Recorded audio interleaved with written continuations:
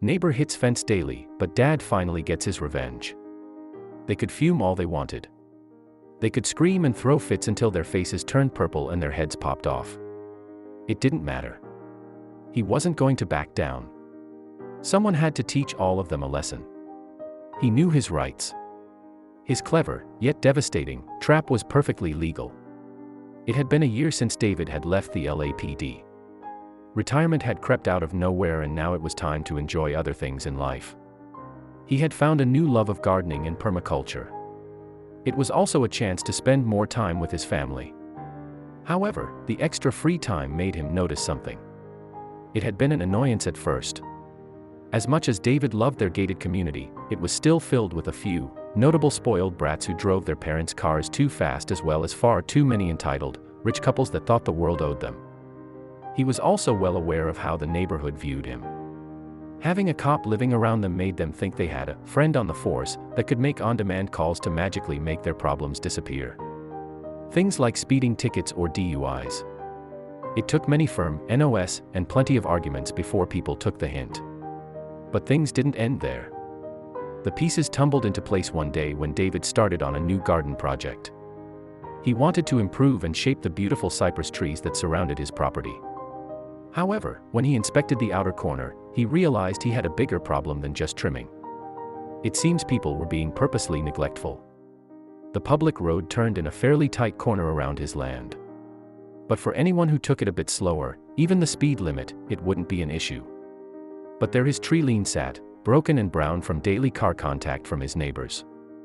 He sighed, shook his head, and called an old friend in road construction. David managed to get road barrels and fill them with water.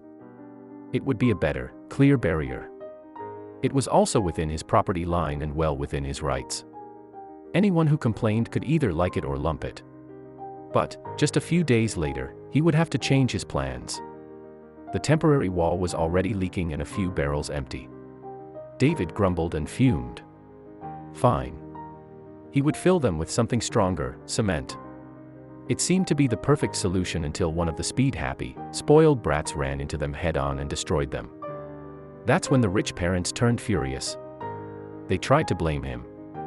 But when they found out that they were in the wrong, they threw an adult fit and decided to play dirty. They called the community council and got the barrels removed because they were ugly. Fine, David thought. You want to play that way? It was time to set a trap. David came back from the store with all the supplies needed: wood, metal, cement, dirt, and some flowers. It would look amazing, completely up to community standards. But with more help from the friend in construction, he was going to play their game and win. It was going to be the most beautiful speed trap ever. The end result was lovely. Even his wife adored it. The cement frame of the tiny garden was reinforced so even a tank wouldn't break it. This time, instead of leaving a few feet of forgiveness for cars, he went right to the edge of his property, leaving out a sharp corner for stupid drivers to catch and destroy their frames on. A couple of days later, the expected crashing sound came. The yuppie neighbor's BMW straddled the small flower bed. David went out with a satisfied smile and handed him a prepared manila envelope. Inside were clear indicators of his property and any other legal documents. The small camera he had hidden over his trees would give all the proof he needed. Anyone who hit him would pay. It wasn't about the money, but he knew that cash was all these people understood. Either court dates would become another retirement hobby or people would finally take the hint. He wasn't there to be walked all over. It took a few more smashes, but things thankfully started to change. The events occurred less and less, with just the occasional idiot driver screaming about a massacred undercarriage.